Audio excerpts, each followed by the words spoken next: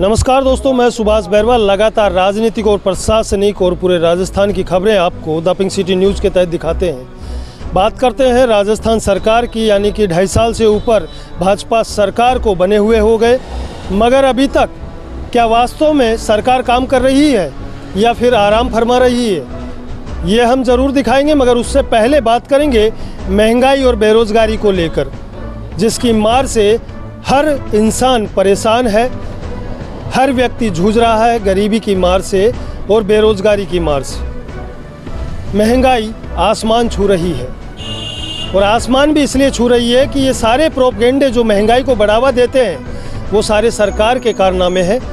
सरकार जनहित में काम करने के बजाय जनहित को लाचार बनाने का काम कर रही है।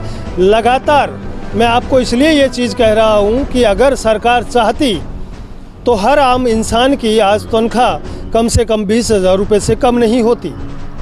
मगर आज अगर देखी जाए तो प्राइवेट जॉब के अंदर, प्राइवेट क्षेत्र के अंदर एक डिग्री धारक व्यक्ति जो कि अपनी उम्र पढ़ाई के अंदर पूरी कर देता है और उसके बाद जब वो ढूंढता है नौकरी तो उसको 10 से 12,000 और 15,000 रुपये की लास्ट नौकरी मिलती है, उससे ज़्यादा उसकी औकात नहीं होती।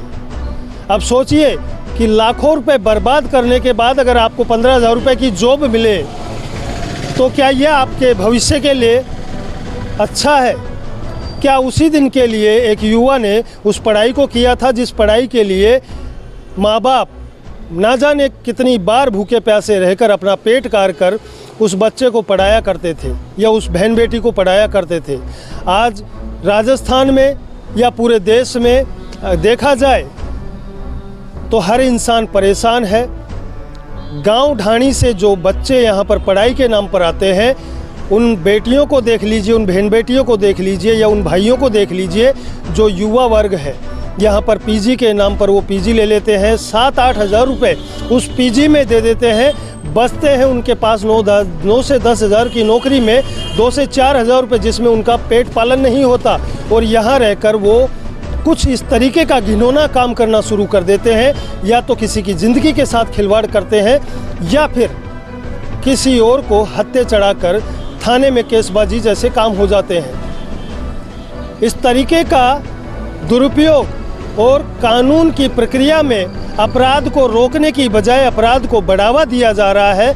मैंने कल खबर चलाई थी रात्रि 8 बजे बाद महेश नगर थाना क्षेत्र में धड़ल्ले से दारू बिक रही है 8 बजे बाद, जबकि आबकारी विभाग का साफ निर्देश है कि जो भी 8 बजे बाद दारू बेचेगा उसके लाइसेंस को निरस्त कर दिया जाएगा। मगर सरकारों की जेब में कहीं न कहीं ठेकों से जो पैसा जाता है, जो बंदी जाती है, शायद इसकी वजह से आज पैसे वाला पनप रहा है और गरीब गरीब हो रहा है। ये राजनीतिक पार्टियों के मामले हैं जो कि चुनाव के दौरान जनता के हित में बात करते हैं, मगर जैसे ही सत्ता में आते हैं तो जनता इनके पीछे पीछे हाथ जोड़ते फिरती है, इनके बंगलों के चक्कर काटती है। अभी पेट्रोल के दाम बढ़ने वाले थे, उससे पहले इन्होंने प्रोपगेंडा अपनाया कि इन्होंने कोई मोटरसाइकिल पे निकला तो किसी ने ऑटो रिक्शा में अपनी फ़ोटो खिंचवाकर सोशल मीडिया के ज़रिए डलवाने की कोशिश की पेट्रोल बचाने के लिए। मगर अभी वो खुद ऐसी की गाड़ी में घूम रहे हैं और आमजन को परेशान करने के अलावा जो महंगाई है उसको चरम सीमा पर लाकर खड़ा कर दिया है। मगर बेरोज़गारी और महंगाई जो कि त्यों है, उस पर सरकार बात करना नहीं चाहती। अब बात कर लेते हैं निकाय चुनाव को लेकर। निकाय चुनाव के दौरान, अब निकाय चुनाव जल्द आने वाले हैं क्योंकि हाई कोर्ट की फटकार के बाद निकाय चुनाव करवाना ज़रूरी है। अब निकाय चुनाव में भाजपा सरकार के पास कुछ भी प्रोपगेंडा नहीं है। इसको लेकर अब नया प्रोपगेंडा अपनाया है डूंगरी बांध सवाई माधोपुर डिस्ट्रिक्ट में और पांचना बांध, जहां पर मीणा समाज के लोग वहां पर राजधानी अवध जैसी गाड़ियों को रोकने का काम, यानी कि रेलवे पटेल प्लेटफॉर्म को जो गुर्जर आरक्षण के दौरान हुआ था वो आज मीणा समाज कर रहा है। मतलब समाज को कैसे निचोड़ा जाए या कैसे परेशान किया जाए, ये राजनीतिक दलों से सीखना चाहिए। राजनीतिक दल कभी नहीं चाहता कि एक गरीब तबके का इंसान आगे बढ़े। वो हमेशा चाहता है कि पैसे वाला हमें पैसा दे, हमारी जेब भरे और गरीब गरीब रहे।